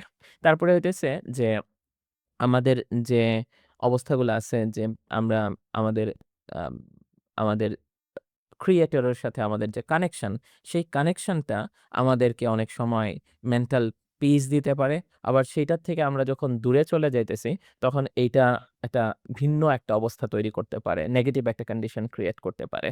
তো এগুলা আসলে এগুলা এস্টাবলিশড একেকটা বিষয়। এটা এরকম না যে বর্তমানে ইয়াসফিন হসপিটাল বা Yasfin psychiatry and psychotherapy team এই বিষয়গুলাকে সামনে নিয়ে আসতেছে, এই বিষয়গুলাকে নিয়ে নতুন করে গবেষণা করতেছে। রাদার দ্যান এই বিষয়গুলাকে আসলে অনেক আগে থেকেই আপনার আম আ ১০০০, ১১০০, ১২০০ শতক থেকে শুরু করে আনটিল 1700 উম আম এ আ আফটার ডেথ এডি খ্রিস্টাব্দ পর্যন্ত এই বিষয়গুলাকে এইভাবেই চিন্তা করা হইতো। কিন্তু পরবর্তীতে যে সেকুলার যে সিস্টেমটা ডেভেলপ করছে আপনার উম আ কলোনা আ অ্যা আপনার ইয়ের পরে আপনার আ পোস্ট কলোনিয়াল যুগে যে আপনার রেনেসাঁটা হইছে, সেই রেনেসাঁতে সমস্ত কিছুর থেকে মানুষের জীবন ব্যবস্থা থেকে, মানুষের জীবনাচরণ থেকে ধর্মকে বাদ দেওয়ার যে প্রবণতা, সেই প্রবণতার থেকে যে modern psychiatry and psychology, psychotherapy department develop করছে, সেই ডিপার্টমেন্টে আমরা এটাকে সোললেস একটা সাবজেক্ট হিসেবে ডেভেলপ করেছে বা ডেভেলপ হচ্ছে, ফ্লারিশ হচ্ছে। এবং সেটার থেকেই আসলে বেসিক্যালি আপনারা দেখবেন যে এখন যে বর্তমান অবস্থাগুলা তৈরি হইতেছে, বিভিন্ন ধরনের অবস্থা যেমন আম বিভিন্ন ধরনের অ্যাডিকশন, এর মধ্যে পর্ন অ্যাডিকশন, মাস্টারবেশন এবং তারপরে হইতেছে LGBTQ অ্যান্ড আদার্স যে ইস্যুগুলা ডেভেলপ করতেছে, সেই ইস্যুগুলাকে আমরা একটা নরমালাইজেশন এর দিকে নিয়ে যাওয়া হচ্ছে। এবং এই বিষয়গুলা আমাদের যে হিউম্যান ন্যাচারাল যে আইডেন্টিটি এবং ক্যারেক্টার সেই ন্যাচারাল আইডেন্টিটি এবং ক্যারেক্টারকে চ্যালেঞ্জ করতেছে এবং সেটার ইমপ্যাক্ট আমরা দেখতে পাচ্ছি বর্তমানে সোসাইটিতে। বিভিন্ন ধরনের অপরাধ বেড়ে গেছে, ধর্ষণ বেড়ে গেছে, খুন বেড়ে গেছে এবং অন্যান্য হতাশা এবং আরো অন্যান্য কিছুর কথা তো বাদই দিলাম। কারণ যখন সে তার পারপাস ভুলে যায় যে why he is created তখন সে আসলে একটা উদ্দেশ্যহীন জীবন যাপন করতে থাকে এবং এই উদ্দেশ্যহীন জীবনযাপন তাকে বিভিন্ন ধরনের mental, psychiatric and condition create করে।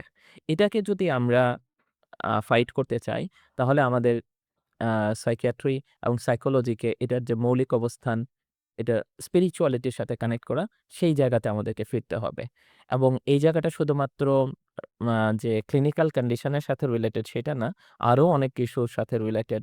প্যারেন্টিং, চাইল্ড ডেভেলপমেন্ট, আ বাচ্চাদের জন্য এডুকেশনাল কারিকুলাম ডেভেলপমেন্ট, সমস্ত কিছু এটার সাথে রিলেটেড আপনাদের ইনশাআল্লাহ। রুকিয়া নিয়ে আসাটা কি মানে এই পার্সপেক্টিভ থেকেই? যে হসপিটালে সাইকিয়াট্রি, সাইকোলজির পাশাপাশি রুকিয়া সার্ভিস। এইখানে আমি ছোট্ট একটা বিষয় শুধুমাত্র এই জায়গাতে এড করব। খুব বেশি ডিটেইলে বলব না। এবং এটা নিয়ে আমরা পরবর্তীতে রুকিয়ার বিষয়ে আমরা ডিটেইল আরো পরবর্তীতে বলব ইনশাআল্লাহ। সো দেখেন, আম সারা ওয়ার্লড ওয়াইডে সাইকিয়াট্রিস্টরা এবং সাইকোথেরাপিস্টরা, সাইকোলজিস্টরা মিউজিক থেরাপি নামে কিন্তু তারা একটা বিষয় আম আম আ ইমপ্লিমেন্টেশন করতেছেন বিভিন্ন অবস্থাতে। অ্যাংজাইটি রোগীদের ক্ষেত্রে, ডিমেনশিয়া রোগীদের ক্ষেত্রে, ইনসোমনিয়া রোগীদের ক্ষেত্রে, তারপরে হইতেছে যাদের বিভিন্ন ধরনের প্যারালাইসিস হইছে, ব্রেইন স্ট্রোক হইছে, প্যারালাইসিস হইছে, তাদের ক্ষেত্রে আপনি দেখবেন যে আমাদের আম আম আস আমাদের যে সাইকিয়াট্রিস্টরা আছে, কনভেনশনাল সাইকিয়াট্রিস্টরা আছে বিদেশে, তারা এই ধরনের বিষয়গুলাকে নিয়ে আসতেছে। তো রোকেয়া কেন ইফেক্টফুল, শুধুমাত্র আমি এই বিষয়টা বলব যে আমাদের ব্রেইন কিন্তু একটা নির্দিষ্ট কম্পাঙ্কে কাঁপতেছে সবসময়। এবং ব্রেইনের একটা ওয়েভ আছে। আমরা যখন ইইজি করি, সেই ইইজিতে আসলে আমরা কি পরিমাপ করি? ব্রেইনের ওয়েভ যে দেখি। কম্পাঙ্ক, সেই কম্পাঙ্কটাকে আমরা রেকর্ড করি। মেজার করে, রেকর্ড করে।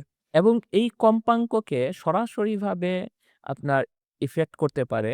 আমি যে আপনার সাথে কথা বলতেছি, সেই কথাটা একটা কম্পাঙ্কের মাধ্যমে আপনার কানে যাচ্ছে এবং কানের যে বিভিন্ন anatomical স্ট্রাকচার আছে, সেই স্ট্রাকচারটা এইটাকে একটা ফিজিক্যাল সাউন্ড ওয়েভ থেকে ইলেকট্রিক্যাল ইম্পালসে তৈরি করতে কনভার্ট করতেছে। এবং এই ইলেকট্রিক্যাল ইম্পালস আপনার ব্রেইনের যে অ্যাক্টিভিটিস আছে সেখানে গিয়ে ইমপ্যাক্ট করতেছে এবং সেগুলাকে আপনি তখন কথা হিসেবে, বোধযোগ্য শব্দ হিসেবে আপনি আম নিতে পারতেছেন। এবং এইটা নরমাল এই কথাগুলা কিন্তু আপনার ব্রেইনের যে নিউরোকেমিক্যালস আছে, সেই নিউরোকেমিক্যালস এর উপরে ইমপ্যাক্ট ফেলে।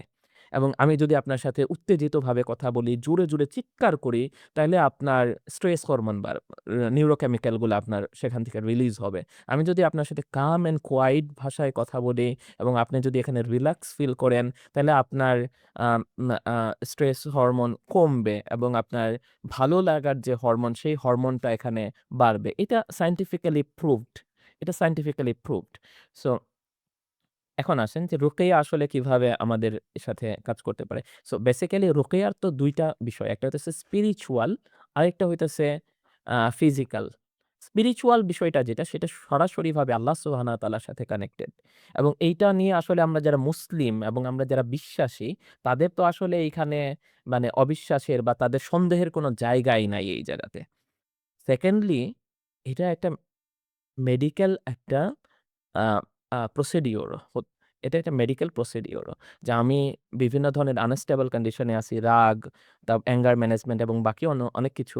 এই ক্ষেত্রে যখন রুকিয়াকে করা হয় এবং রুকিয়ার যে বিষয়গুলো আছে, তখন এগুলাকে যদি সিস্টেমেটিক্যালি করা হয়, তাহলে আমাদের যে ইমব্যালেন্সড নিউরোকেমিক্যাল রেগুলেশন, তারপরে হইতেছে এখানে যে আম অ্যাবনরমাল ব্রেইন ওয়েভ ক্রিয়েশন হইতেছে, সেগুলাকে মিনিমাইজ করা এবং সেগুলাকে কন্ট্রোল করা পসিবল। সো এইটা নিয়ে আমি পরবর্তীতে আরো কথা এটা বলব। কিন্তু কোরআন তেলাওয়াতের মাধ্যমে আপনি এটা মিন করতেছেন যে মানে এই ওয়েভটা পৌঁছে দেয়া। জি, কোরআন তেলাওয়াত। তবে এইখানে আমরা শুরুতেই একটা জিনিস বলে রাখতেছি যে রুকিয়ার ২ টা বিষয় সেপারেট। একটা হচ্ছে স্পিরিচুয়াল যেটা আ কোরআনের যে সওয়াব, কোরআনের যে ইমপ্যাক্ট, কোরআনের যে তাদাব্বুর, তাফাক্কুর এবং কোরআনের যে সরাসরিভাবে আমার হার্টের উপরে আমার যে ইমপ্যাক্ট, এইটা এটার প্রধান এবং মৌলিক বিষয়টা হইতেছে স্পিরিচুয়াল। এটা আল্লাহ সুবহানাহু ওয়া তাআলার সাথে কানেক্টেড। এইটাকে আসলে আমরা অন মানে কোন কিছু দিয়ে ব্যাখ্যা বিশ্লেষণ করতে পারব না বা ব্যাখ্যা বিশ্লেষণ করতে যাওয়াটাও আসলে সমীচীন না। কিন্তু আমরা যখন এইটাকে আমাদের ক্লিনিক্যাল সেটিংস এর ভিতরে আমরা যখন এটাকে ইমপ্লিমেন্টেশন করতে চাইতেছি, সাইকিয়াট্রি, সাইকোথেরাপি, তখন এইটা ওই স্পিরিচুয়াল বিষয়টার সাথে, সাথে ক্লিনিক্যাল পার্সপেক্টিভ থেকে এটা কিভাবে হেল্পফুল হইতে পারে সেইটার একটা মানে প্র্যাকটিক্যাল একটা উদাহরণ আমি দেওয়ার চেষ্টা করছি। হসপিটালের সিস্টেমগুলা নিয়ে অনেক কথা হলো। আমরা একটু কি সার্ভিস পাই এগুলা মোটামুটি একটা আইডিয়া পেলাম। তো আপনারা যে হসপিটালটা দাঁড় করাইতেছেন, বলতেছেন যে ইনশাআল্লাহ শুরু করবেন। তো আপনাদের সাথে কেউ যদি যুক্ত হতে চায় এজ অ্যান ইনভেস্টর অথবা কেউ যদি যুক্ত হতে চায় as an share holder, as a director কেউ যুক্ত হতে পারবে কিনা? আ আচ্ছা, আলহামদুলিল্লাহ আমরা তো এই হাসপাতালকে আ আ যে প্রসেসের মাধ্যমে ডেভেলপমেন্ট করতেছি, সেখানে অবশ্যই মানুষের বিনিয়োগ করার সুযোগ আছে এবং আমরা আ সবার একটা মিউচুয়াল হেল্প সহযোগিতার মাধ্যমেই আমাদের হাসপাতালটাকে এস্টাবলিশ করতেছি। এটা কি মানে লাভজনক একটা প্রতিষ্ঠান হবে? মানে হসপিটাল একটা বিজনেস যে একটা মডিউল আছে, অনেকেই মানে আমরা যেটা বুঝি যে একটা ইসলামিক একটা ভাইব আছে। এটা হয়তো চ্যারিটির মাধ্যমে চলবে বা একটা চ্যারিটি অর্গানাইজেশন। এরকম কিনা নাকি একটা বিজনেস মডেল কমপ্লিট আপনাদের আছে? না, এটা অবশ্যই আমাদের একটা আ আ বিজনেস মডেলে চলবে। কারণ এটা অলরেডি আমাদের ইয়াসমিন হসপিটাল বিজনেস বলতে লিমিটেড। আমি এটা মিন করতেছি না যে না আপনারা শুধু ব্যবসাই করবেন। আ সার্ভিসটা তো অবশ্যই সার্ভিসের জায়গায় থাকবে। কিন্তু সার্ভিসটাকে সাস্টেইন করার জন্য চ্যারিটি হইলে একটা কি যে মানে আ দীর্ঘ একটা অন্যের মুখাপেক্ষী হয়ে থাকতে হয়। সো সেই ক্ষেত্রে আপনার যদি একটা মডেল থাকে তাহলে আপনি এই জায়গা থেকে এই জায়গা থেকেই টাকাটা আসতেছে, এখানেই বিনিয়োগ হইতেছে। মানুষ সার্ভিস পাচ্ছে, যারা বিনিয়োগ করছে তারাও লাভবান হচ্ছে। মানে সিস্টেমটা এরকম ডেভেলপ করতেছেন কিনা? হাসপাতালে আসলে যেকোনো হাসপাতাল সেটা obviously এই হসপিটালে সার্ভিসের বিনিময়ে অবশ্যই একটা আম পেমেন্ট নেওয়া হয়। সমস্ত হসপিটালে সেটা চ্যারিটি হসপিটাল হোক বা সেটা লাভজনক হাসপাতাল হোক। চ্যারিটি হাসপাতালও কিন্তু একদম ফুললি চ্যারিটি না। সেখানেও কিন্তু বেসিক্যালি হসপিটাল সার্ভিসের জন্য পেমেন্ট নেওয়া হয়। কিন্তু চ্যারিটি হসপিটালে যেটা হয় সেটা হইতেছে যে সার্ভিসের রেটগুলা খুবই কম থাকে এবং যে ঘাটতিটা তৈরি হয় সেই ঘাটতিটা অন্য কোনো ডোনেশনের মাধ্যমে, জাকাতের মাধ্যমে বা অন্য কিছুর মাধ্যমে এটাকে ফিল আপ করা হয়। তো আমাদের হাসপাতালে বেসিক্যালি যে এটা অবশ্যই এটা প্রা প্রাইভেট লিমিটেড কোম্পানি এবং এখানে আমাদের হসপিটালের যে বিজনেস মডেল বা ব্যবসায়িক মডেল, সেই ব্যবসায়িক মডেলে আমরা এই প্রতিষ্ঠানকে একটা লাভজনক প্রতিষ্ঠানে নিয়ে যেতে চাই। কারণ এতে করে আমরা এই হসপিটালকে এক্সপানশন করতে পারবো। এই হসপিটালকে আরো এখন আমরা যে অবস্থায় শুরু করতেছি ছোট অবস্থায়, সেটার থেকে আরো বড় অবস্থানে নিয়ে যাওয়াটা আমাদের জন্য সহজ হবে। এবং আ এই যে অবস্থাটা যে প্রাইভেট লিমিটেড কোম্পানির একটা সুবিধা হইতেছে এইখানে আসলে আম যে জবাবদিহিতা এবং যে ফিন্যান্সিয়াল আম ক্লারিটি, স্বচ্ছতা এই বিষয়গুলা মেইনটেন্যান্স করাটা আরো সহজ হয় এবং শক্তভাবে মেইনটেইন করা যায়। যেটা অন্য জায়গাতে পসিবল হয় না। চ্যারিটির ক্ষেত্রে অনেক সময় পসিবল হয় না। তো আমাদের হসপিটাল আম ফুললি বিজনেস মডেলে মানে প্রফিটেবল বিজনেস মডেলে রান করবে। তবে একই সাথে এইটা যেন মানুষের জন্য একটা এক্সট্রা বার্ডেন ক্রিয়েট না করে, একটা মানুষের জন্য আমরা যেন আ জুলুম ক্রিয়েট না করি, জুলুম না করি যে তাকে এমন একটা ফি অথবা এমন একটা সার্ভিস চার্জ আমি ধরায় দিতেছি, যেটার সাথে আসলে বাস্তবতার কোনো মিল নাই। সেটা এখানে করা হবে না ইনশাআল্লাহ। সেটাকে একদম স্ট্রিক্টলি মেইনটেইন করা হবে। আমাদের যে সার্ভিস রেট গুলা আমরা ফিক্স করতেছি, আমরা সেটা মার্কেট রিসার্চ করা হইতেছে এবং সমস্ত কিছু করা হইতেছে এবং সেটাতে যে এটাকে কিভাবে আমরা হসপিটালটাকে সেলফ সাস্টেইনেবল এবং যারা এখানে ইনভেস্টমেন্ট করবে, যারা এখানে বিনিয়োগ করবে, সেই বিনিয়োগকারীরাও যেন যাতে করে এখান থেকে বেনিফিটেড হয় এবং একই সাথে রোগীদের উপরে যেন এটা এক্সট্রা বার্ডেন ক্রিয়েট না করে সমস্ত কিছুকে মেইনটেইন করে আমরা পলিসি ডেভেলপমেন্ট করতেছি। তো আপনাদের এখানে কেউ যদি বিনিয়োগ করতে চায়, সে কি হিসেবে বা কিভাবে বিনিয়োগ করবে? আচ্ছা, এখানে আমরা আপাতত মুশারাকা চুক্তির মাধ্যমে বিনিয়োগটা গ্রহণ করতেছি। আমাদের হাসপাতালে আমরা ধরে নিয়েছি বা আমাদের যে এস্টিমেশন সেটা হইতেছে আম আগামী ২ বছরে আমাদের প্রায় ৳৬,০০,০০,০০০ মতো একটা বাজেট প্রয়োজন হবে হাসপাতালটাকে লাভজনক পর্যায় পর্যন্ত নিয়ে যেতে। তো এই যে হিউজ অ্যামাউন্ট, এই অ্যামাউন্টটা আসলে আমরা বিভিন্ন ছোট ভাগে ভাগ করেছি। ৳১,০০,০০০, ৳২,০০,০০০, ৳৩,০০,০০০, ৳৫,০০,০০০ যে এই পরিমাণ অ্যামাউন্ট যেকোনো ব্যক্তি তিনি বিনিয়োগ করতে পারবেন।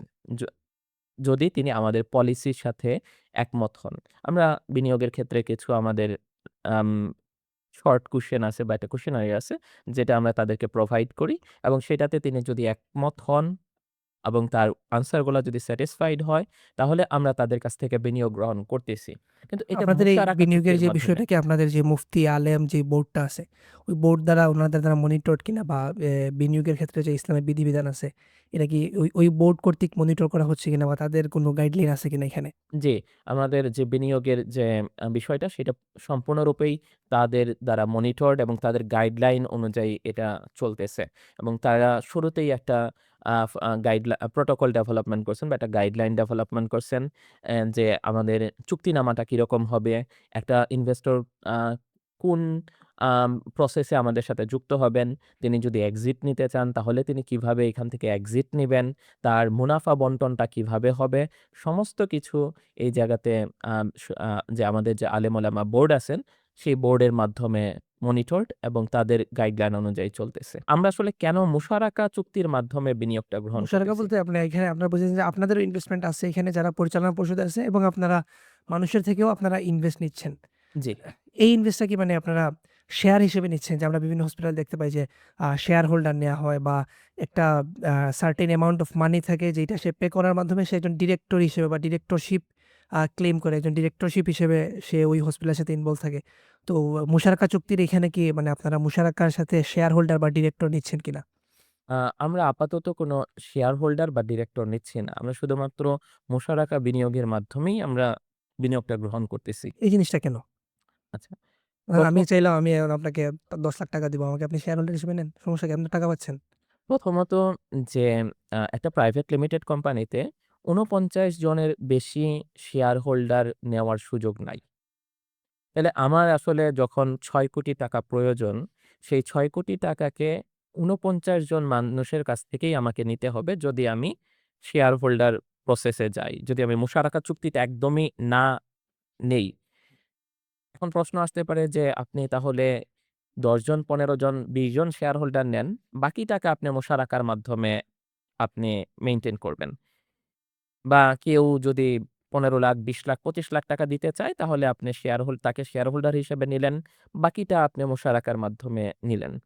তো আমরা আসলে শেয়ার হোল্ডার হিসেবে কাউকে না নেওয়ার ক্ষেত্রে আমাদের মূল যে বিষয়টা সেটা হইতেছে শেয়ার হোল্ডার হইলে তাকে অবশ্যই একটা সার্টেন অ্যামাউন্ট এর মানি, একটা বড় অ্যামাউন্ট এর মানি দিতে হয়। এটাই স্বাভাবিক রুলস।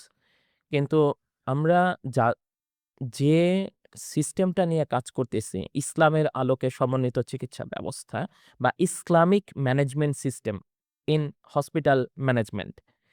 এই বিষয়টা আসলে সবার কাছে এখন পর্যন্ত পরিষ্কার না।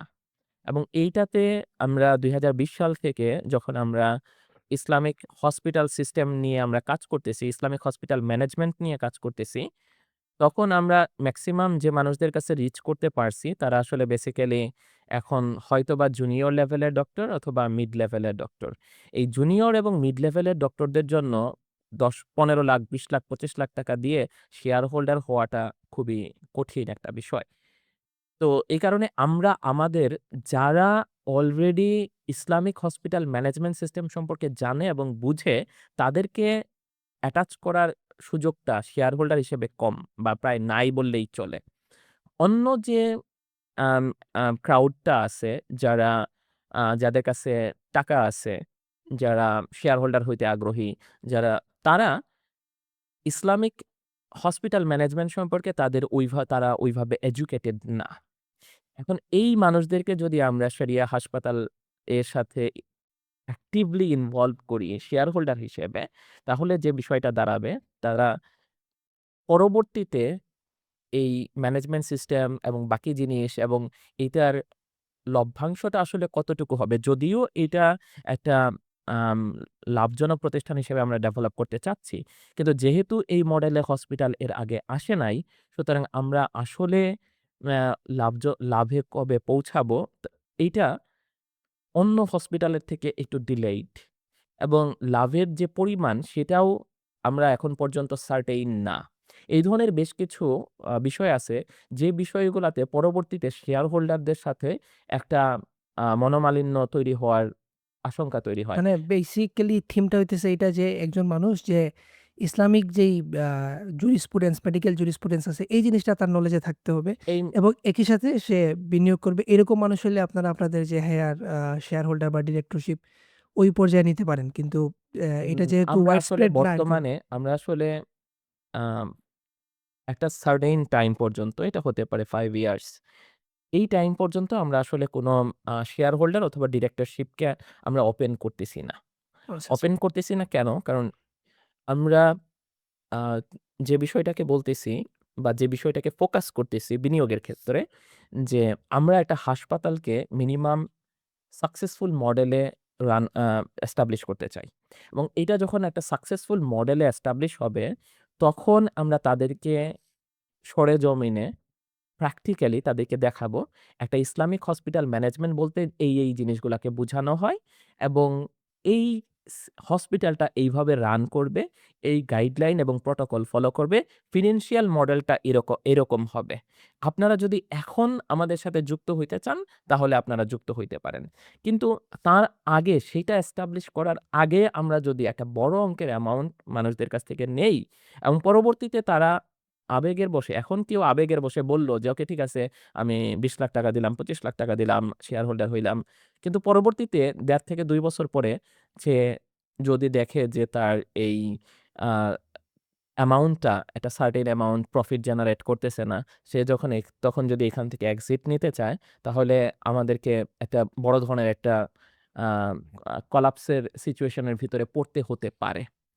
এটা মিনিমাইজ করার জন্য আমরা বিনিয়োগগুলাকে ক্ষুদ্র অ্যামাউন্টে ভাগ করে দিছি। যাতে করে যে কেউ আমাদের সাথে সহজে এনগেজ হইতে পারে যেকোনো সময়ে এবং যে কেউ যদি বলে যে আসলে আমি আপনাদের কাছ থেকে এখন এক্সিট নিতে চাই, তাহলে এটা যেন প্রতিষ্ঠানের উপরে কোনো বাড়তি প্রেশার ক্রিয়েট না করে। এটা শেয়ার হোল্ডারের ক্ষেত্রে, ডিরেক্টরের ক্ষেত্রেও একই জিনিস। ডিরেক্টরের ক্ষেত্রে আসলে আমাদের যে বোর্ড অফ ডিরেক্টরস, সেই বোর্ড অফ ডিরেক্টরস এর ক্ষেত্রে এখন যারা আছেন, আমরা এখন ৬ জন বোর্ড অফ ডিরেক্টরস আছি ইয়াসফিন হসপিটালে। তো আমাদের যারা বোর্ড অফ ডিরেক্টরস আছেন তারা সবাই ইসলামিক হসপিটাল ম্যানেজমেন্ট, যেটা ইসলামিক হসপিটাল ম্যানেজমেন্টের উপরে তাদের কোর্স করা আছে। এবং এর মধ্যে একজন হইতেছেন হাফিজ মাওলানা মুফতি এবং তিনি আগামী বছর ডাক্তার হয়ে যাবেন ইনশাআল্লাহ। আরেকজন হচ্ছেন তিনি ডক্টর এবং এফসিপিএস ট্রেনিং এ আছেন। তিনি আগামী বছর মাওলানা হয়ে যাবেন।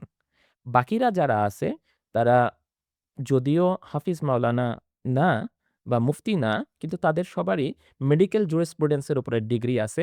আইদার আল বালাগ একাডেমি অথবা আমাদের রিসার্চ একাডেমি ফর মেডিকেল ফিক অ্যান্ড ইসলামিক ট্রিটমেন্ট থেকে। সো ডিরেক্টর বডিতে আসার ক্ষেত্রে শুধুমাত্র ফিন্যান্সিয়াল যে আ আম ইনভলভমেন্ট সেটা জরুরি না। ফিন্যান্সিয়াল ইনভলভমেন্ট এর থেকে জরুরি হইতেছে যে মানুষগুলাকে একই আম একই এটা থট প্রসেসটা, ধ্যান ধারণাটা, হ্যাঁ। ধ্যান ধারণা এবং একই আম মানসিকতার হওয়া। তারা যদি একই মানসিকতার না হন, তাহলে আসলে এই জিনিসটাকে এস্টাবলিশ করাটা কঠিন হয়ে যাবে এবং তখন একটা যেকোনো বিষয়ে ডিসপিউট তৈরি হইতে পারে এবং এরকম প্রতিষ্ঠানে যেটা একটা নতুন একটা আ আ থিম নিয়ে চালু হইতেছে, এরকম প্রতিষ্ঠানে যদি শুরুতেই ডিসপিউট তৈরি হয়ে যায় ডিরেক্টরসদের ভিতরে, তাহলে প্রতিষ্ঠানটা লং রান সাস্টেইনেবিলিটি এর ক্ষেত্রে একটা প্রভাব অর্থাৎ পড়বে। আপনারা মানে এই জিনিসটা চাচ্ছেন যে এই যে একটা সিস্টেম, এই যে একটা এটা আন্দোলন বলা যায়। আপনারা যে একটা ডাক দিয়েছেন শরিয়া ইসলামের আলোকে যে একটা চিকিৎসা ব্যবস্থা। এই ডাকটা যাতে আপনারা ঠিকভাবে পৌঁছে দিতে পারেন, এই জিনিসটা যাতে এস্টাবলিশ হইতে পারে এর জন্য এই ধ্যান ধারণার এবং এই সম্পর্কিত জ্ঞান আছে যাদের, তাদেরকে আপনারা ম্যানেজমেন্ট বডি বলেন, ডিরেক্টর বডি বলেন, এই বডিগুলাতে রাখতেছেন এবং ক্ষুদ্র, ক্ষুদ্র বিনিয়োগের মাধ্যমে আপনারা এই আ ইনিশিয়াল যেই মডেলটা, ছোট করে আপনাদের যে ইনিশিয়াল মডেলটা ইয়াসফিন হসপিটালের এই মডেলটা দাঁড় করাতে চাচ্ছেন ইনশাআল্লাহ। এখানে অবশ্যই আলহামদুলিল্লাহ এটাই মূল বিষয়। তবে এখানে আরো একটা বিষয় আমি সংযুক্ত করতে চাই যে, আমাদের হাসপাতালটা কিন্তু আমরা এখন খুবই ছোট পরিসরে শুরু করতেছি এবং আমাদের লক্ষ্য উদ্দেশ্য কিন্তু এই ছোট হাসপাতালে সীমিত হয়ে যাওয়া না। আমরা অবশ্যই চাই এরকম হসপিটাল বাংলাদেশের প্রত্যেকটা জেলা শহরে প্রতিষ্ঠিত হবে এবং এই সিস্টেমটার ভিতর দিয়েই আ আ চিকিৎসা দেওয়া এবং নেওয়ার যে কালচারটা, সেই কালচারটা ডেভেলপ করবে। এখন যেরকমভাবে ইসলামিক ব্যাংক সিস্টেম সারা বাংলাদেশে ছড়ায়ে পড়ছে এবং সারা বিশ্বে ইসলামিক ফিন্যান্স এবং ব্যাংকিং সিস্টেম জনপ্রিয়। আমরা চাই যে এই ইসলামিক হসপিটাল ম্যানেজমেন্ট সিস্টেম সারা বাংলাদেশে ছড়ায় পড়বে এবং এটা টারশিয়ারি লেভেল পর্যন্ত হসপিটাল সেইভাবে ডেভেলপ করবে ইনশাল্লাহ। সুতরাং আমরা তার আগে যেটা করতে চাচ্ছি যে আমাদের এই হসপিটালটাকে আমরা একটা সাস্টেইনেবল মডেলে পরিণত করতে চাইতেছি ফিন্যান্সিয়ালি এবং সমস্ত দিক থেকে। এই কারণে আমরা যেকোনো দিক থেকে যে রিস্ক তৈরি হওয়ার মতো যে কন্ডিশনগুলা আছে, সেই রিস্ক তৈরি হওয়ার মতো কন্ডিশনগুলোকে এভয়েড করতেছি, যাতে করে এটা সাস্টেইনেবল হয় এবং সাস্টেইনেবল হইলে তখন আমরা বাকি যে বিষয়গুলা আছে যে আ বড় ধরনের শেয়ার হোল্ডার নেওয়া। কারণ তখন মানুষ জানবে, তখন মানুষ অলরেডি বুঝে যাবে যে আসলে আমরা কি নিয়ে কাজ করতে চাই, কেন কাজ করতে চাই, কিভাবে কাজ করতে চাই এবং মানুষ যখন এই বিষয়গুলা নিয়ে ক্লিয়ার কাট একটা ধারণা পাবে, তখন তাদের ইনভলভমেন্টটা জেনে বুঝার মাধ্যমে হবে। এখন যেটা হইতেছে যে মানুষজন অনেকে আবেগের বশে এখানে ইনভলভ হইতে চায়। প্র্যাকটিক্যালি কোনো ধরনের কোনো নলেজ বাদ রেখেই তারা এখানে ইনভলভমেন্ট হইতে চায়। বাট এই বিষয়গুলা একটা বড় রিস্ক অ্যামাউন্টের ক্ষেত্রে ডেভেলপ করে। এটা এটা মানে একটা রিস্ক রিস্কি চলে। ডেভেলপ হ্যাঁ, করে। বুঝছি। সো আমরা এই কারণে যে আমরা obviously এই হাসপাতালগুলাকে যখন ময়মনসিংহ নিয়ে যাবো, সিলেট নিয়ে যাবো, চিটাগাং নিয়ে যাবো, তখন সেইখানের মানুষদের ইনভলভমেন্টকে আমরা এখানে ইন্সপায়ার্ড করব। বাট তারা তখন কি হবে? তারা আগে আমাদের এই হাসপাতালে এই ব্যবস্থাপনার সাথে এসে বুঝে যাবে হাতে কলমে প্র্যাকটিক্যালি এবং আশা করি তখন এই বিষয়গুলা আ আ সহজ হবে ইনশাআল্লাহ। কেউ যদি আপনাদের সাথে যুক্ত হতে চায়, মুশারাকা যে চুক্তিভিত্তিক বিনিয়োগ বললেন, সে সর্বনিম্ন কত টাকা বিনিয়োগ করতে পারবে? বিনিয়োগের মাধ্যমে আপনার সাথে যুক্ত হতে পারবে অথবা সর্বোচ্চ কোনো লিমিটেশন আছে কিনা যে এত টাকার বেশি বিনিয়োগ করা যাবে, যাবে না বা যাবে এরকম? আচ্ছা, আমরা বিনিয়োগের ক্ষেত্রে যে বিষয়টাকে বারবার এমফাসিস করতেছি আমাদের গ্রুপে বা আমি পার্সোনালি, সেটা হইতেছে যে শুরুতেই যেন খুব বড় অ্যামাউন্ট এখানে বিনিয়োগ না করা হয়। কারণ শুরুতেই এখানে বড় একটা অ্যামাউন্ট বিনিয়োগ করা হলো ১০,০০,০০০। তাহলে কি হবে? এই ১০,০০,০০০ এর এগেইনস্ট এ তার একটা আ স নু আ ন্যূনতম একটা প্রফিটের একটা আকাঙ্খা থাকবে অবশ্যই। আ আপনারা তো প্রফিটেবল বললেন আমরা ইনশাআল্লাহ। অবশ্যই প্রফিটেবল প্রতিষ্ঠান আমরা ডেভেলপ করতে চাই। কিন্তু এই প্রফিটটার তো একটা নির্দিষ্ট আমরা টাইমলাইন দিচ্ছি। ২ বছর পর্যন্ত এটা প্রফিট করবে না। আ আ সরি, এটা না, এটা কেটে দিতে হবে। যে ২ বছর পর্যন্ত এটা একটা সময় লাগতে পারে এটা ফুল প্রফিটে যাইতে। আর ২ নাম্বার বিষয় হইতেছে আমাদের আম যে ইসলামিক বিজনেস মডেলে যে প্রফিটটা হিসাব করা হয়, সে প্রফিটে একটু আম ট্র্যাডিশনাল সিস্টেম থেকে ডিফারেন্ট। ট্র্যাডিশনাল সিস্টেমে বলা হয় যে মাসিক ব্যয়ের থেকে মাসিক আয় যখন বেশি হবে, তখনই সেটা মুনাফা বা প্রফিট। এখন এই প্রফিটটা যখন তৈরি হইতেছে, তখন প্রফিটের যে আ সার্টেন অ্যামাউন্ট যেটা ফিক্স করা হইতেছে, সেই অ্যামাউন্টটা আ ম্যানেজমেন্ট সিস্টেম এবং হসপিটাল ম্যানেজমেন্ট সিস্টেম এবং যারা বিনিয়োগকারী তাদের মধ্যে ডিস্ট্রিবিউটেড হয়ে যায়। কিন্তু ইসলামিক ফিন্যান্স মডেলে, বিজনেস মডেলে, ইসলামিক ফিন্যান্সিয়াল দিক থেকে প্রফিট হিসাব হয় আসলে তখন, যখন আমি এইখানে যত টাকা বিনিয়োগ করছি, সেই বিনিয়োগের পুরা টাকাকে আমি সংরক্ষণ করব। আগে সংরক্ষণ করতে হবে। এটা কিরকম? যে ধরো আমার আম ব্যয় হইছে এই মাসে ৳৩,০০,০০০, আয় হইছে এই মাসে ৳৫,০০,০০০। তাইলে প্রফিট হইতেছে ওই মাসে ৳২,০০,০০০। এই ৳২,০০,০০০ জমা হয়ে আমি যতক্ষণ না পর্যন্ত এই হাসপাতালে যত টাকা ফুললি ইনভেস্ট হইছে সেটাকে স্টোর করতে পারবো, ততক্ষণ পর্যন্ত মূল প্রফিট হিসাব হবে না। মানে আমি এখানে যদি ৳৬,০০,০০,০০০ বিনিয়োগ করি, আমাকে ৳৬,০০,০০,০০০ ১ম এ লভ্যাংশ থেকে স্টোর করতে হবে। যাতে করে বিনিয়োগকারীদের যে বিনিয়োগ, সেইটা নিরাপদ রাখা যায়। প্রতিষ্ঠানে যদি কোন ধরনের কোন কলাপস হয়, প্রতিষ্ঠান কোন কারণে বন্ধ হয়ে গেলে, তখন যেন আমি বিনিয়োগকারীদের যে বিনিয়োগ, সেটার যে মূল যে অংশটা, আসল, সেই আসলটা তাদেরকে যেন ফেরত দিতে পারি। এ কারণে আগে আসলটাকে প্রিজার্ভ করতে হয়। তো এখন আপনারা কি মানে এখন আসল প্রিজার্ভ করার আগ পর্যন্ত মানুষকে যারা ইনভেস্ট করবে তাদেরকে কোনো টাকা আপনারা দিবেন না বা? এইটা আসলে একটা প্র্যাকটিক্যাল কোনো সলিউশন না যে আমরা আসল যতক্ষণ না পর্যন্ত প্রিজার্ভ করব ততক্ষণ পর্যন্ত কোনো টাকাই আমরা দিব না। কারণ আসল প্রিজার্ভ করতে ৫ বছর লাগতে পারে, ৬ বছর লাগতে পারে। এখন তাইলে আমরা কি করব? আমরা যে বিষয়টা শরিয়া বোর্ডের সাথে বা আমাদের যে আলেম ওলামা বোর্ড আছে তাদের সাথে আমরা ডিসকাশন করেছি। সেটা হইতেছে যে আমরা আমাদের যে প্রফিট ডিস্ট্রিবিউশনটা হবে সেই প্রফিট ডিস্ট্রিবিউশনটা হবে ইয়ারলি, বছরে ১ বার অথবা ৬ মাসে ১ বার। মানে আমরা হয়তোবা এটাকে শুধুমাত্র ডিসেম্বর মাসে আমরা এটাকে ডিসবার্স করব। অথবা এটা হতে পারে ব্যাংকের মতো, ব্যাংক যে সিস্টেমে চলে জুন মাসে ১ বার, ডিসেম্বর মাসে ১ বার আমরা ডিসবার্স করব। এবং আমাদের আলহামদুলিল্লাহ এটা খুব চমৎকার একটা ফিন্যান্স ওয়েবসাইট ডেভেলপ হইতেছে। যেখানে একজন বিনিয়োগকারী তিনি তার বিনিয়োগের অবস্থা, কত টাকা বিনিয়োগ করছে এবং সেই বিনিয়োগের প্রেক্ষিতে তার বিনিয়োগের বর্তমান অবস্থাটা কিরকম আছে, এটা কি লভ্যাংশের দিকে গেছে নাকি এটা নেগেটিভের দিকে, সমস্ত কিছু এখানে দেখতে পারবেন এই যে ইনশাআল্লাহ। বিনিয়োগটা দিবেন মানে ডিসবার্স করবেন এটা মানে এটার নাম কি দিবেন তাহলে? আচ্ছা, আমরা বলতেছি যে আমরা এইখানে যে আ লভ্যাংশটা আসবে যখন মাসিক ব্যয়ের থেকে মাসিক আয় বেশি হবে, তখন ধরেন এটা আসা শুরু হইল জুন মাস থেকে।